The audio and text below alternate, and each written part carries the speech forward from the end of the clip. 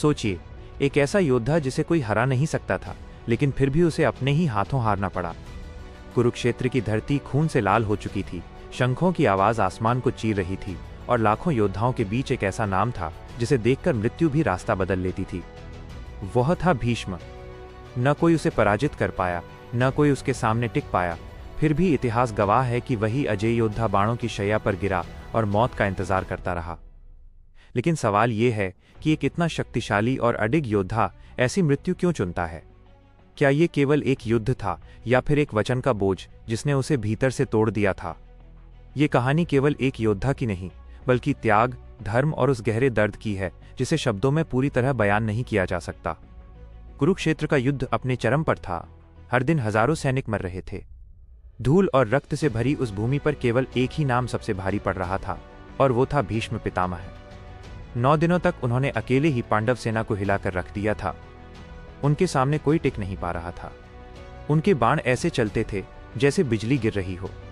हर प्रहार के साथ सैकड़ों सैनिक धराशायी हो जाते थे। लेकिन इस अपराजय योद्धा के भीतर एक गहरी पीड़ा थी। वह केवल युद्ध नहीं लड़ रहे थे, वह अपने ही परिवार के खिलाफ खड़े थे। एक तरफ उनके प्रिय पांडव थे जिन्हें उन्होंने बचपन से पाला था, और दूसरी तरफ उनका वचन था जिसने उन्हें कौरवों की ओर खड़ा कर दिया था। यही द्वंद्व उन्हें भीतर से तोड़ रहा था। अर्जुन हर दिन युद्ध भूमि में भीष्म के सामने आते थे, लेकिन उनके हाथ कांप जाते थे। उनके सामने उनके गुरु, उनके पितामह खड़े थे। वो कैसे उन पर बाण चला सकते थे? कृष्ण ये सब देख रहे थे। उन्हें पता था कि जब तक भीष्म खड़े हैं, यह युद्ध जीता नहीं जा सकता। 10वें दिन की सुबह अलग थी। हवा में एक अजीब सा तनाव था। ऐसा लग रहा था जैसे आज कुछ निर्णायक होने वाला है। कृष्ण ने अर्जुन से कहा कि आज उन्हें अपना मोह त्यागना होगा। उन्होंने अर्जुन को समझाया कि यह केवल एक युद्ध नहीं है, ये धर्म और अधर्म के बीच की लड़ाई है। फिर योजना बनी, शिखंडी को आगे रखा जाएगा। भीष्म ने जीवन भर ये प्रण लिया था कि वह कभी किसी स्त्री पर या स्त्री स्वरूप से जुड़े व्यक्ति पर शस्त्र नहीं उठाएंगे। यही उनकी कमजोरी बन गई। जब युद्ध शुरू हुआ तो शिखंडी सीधे भीष्म के सामने आ खड़े हुए। भीष्म ने उन्हें देखा और अपने धनुष को नीचे कर दिया। उनके चेहरे पर एक अजीब सी शांति थी, जैसे उन्हें पहले से पता हो कि यही उनका अंत है। उन्होंने कोई प्रतिकार नहीं किया। उस क्षण अर्जुन के सामने सबसे कठिन समय था। उनके हाथ कांप रहे थे, आंखों में आंसू थे। लेकिन कृष्ण की आवाज गूंजी कि यही समय है, यही धर्म है। अर्जुन ने अपने बाण उठाए और फिर एक के बाद एक बाण चलाने लगे। बाणों की ऐसी वर्षा हुई कि आकाश भी ढक गया। हर बाण भीष्म के शरीर को भेदता चला गया, लेकिन उन्होंने कोई विरोध नहीं किया। धीरे धीरे उनका शरीर बाणों से भर गया। अंत में वो रथ से नीचे गिरे, लेकिन धरती को छू भी नहीं पाए। उनका शरीर बाणों पर टिक गया। यही उनकी शरशैया थी। पूरा युद्ध रुक गया। दोनों सेनाएं अपने अपने स्थान पर खड़ी रह गईं। ऐसा दृश्य पहले कभी किसी ने नहीं देखा था। एक महान योद्धा बाणों की शैया पर लेटा था, लेकिन उसके चेहरे पर दर्द नहीं था, बल्कि एक अजीब सा संतोष था। अर्जुन उनके पास आए।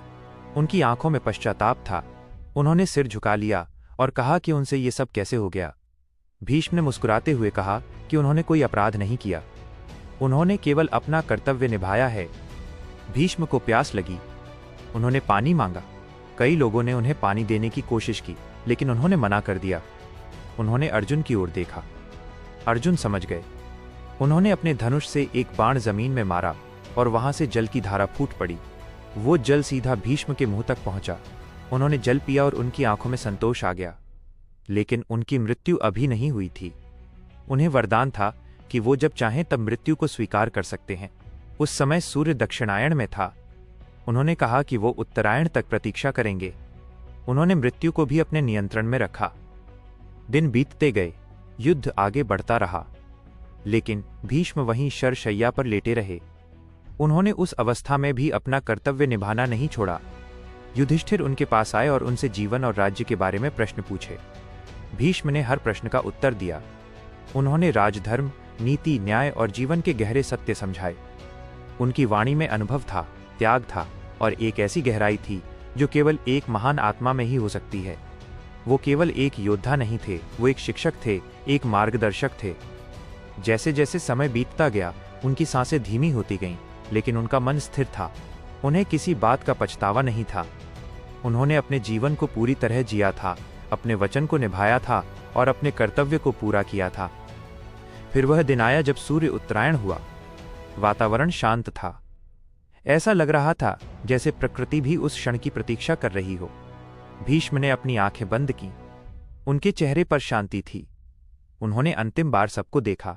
उनके मन में कोई क्रोध नहीं था, कोई दुख नहीं था, केवल संतोष था। उन्होंने धीरे धीरे अपनी सांसों को छोड़ा और अंत में अपने प्राण त्याग दिए। उस क्षण ऐसा लगा जैसे समय ठहर गया हो, एक युग समाप्त हो गया था। एक ऐसा योद्धा चला गया था जो केवल अपनी शक्ति के लिए नहीं, बल्कि अपने वचन और त्याग के लिए याद किया जाएगा। भीष्म की मृत्यु हमें ये सिखाती है कि जीवन में सबसे कठिन चीज अपने कर्तव्य को निभाना होता है। कभी कभी सही रास्ता बहुत दर्द देता है, लेकिन वही रास्ता हमें महान बनाता है। उनका जीवन और उनकी मृत्यु दोनों ही एक संदेश देते हैं कि सच्चा बल केवल शरीर में नहीं, बल्कि अपने वचन और अपने धर्म में होता है। और शायद यही कारण है कि आज भी जब भी त्याग और कर्तव्य की बात होती है तो सबसे पहले नाम भीष्म का ही लिया जाता है। अगर इस कहानी ने आपके दिल को छुआ है, अगर भीष्म पितामह के त्याग, उनके वचन और उनके दर्द को आपने महसूस किया है, तो इस कहानी को यहीं मत रोकिए। इसे उन लोगों तक जरूर पहुंचाइए जिन्हें ऐसी सच्ची और प्रेरणादायक कहानियां सुनने की जरूरत है। इस वीडियो को लाइक करें, अपने दोस्तों और परिवार के साथ शेयर करें, और अगर आप ऐसी ही गहराई से भरी कहानियां आगे भी सुनना चाहते हैं तो चैनल को जरूर सब्सक्राइब करें, क्योंकि यहाँ सिर्फ कहानियां नहीं, बल्कि इतिहास के वो एहसास जिंदा किए जाते हैं जो दिल और आत्मा दोनों को छू जाते हैं।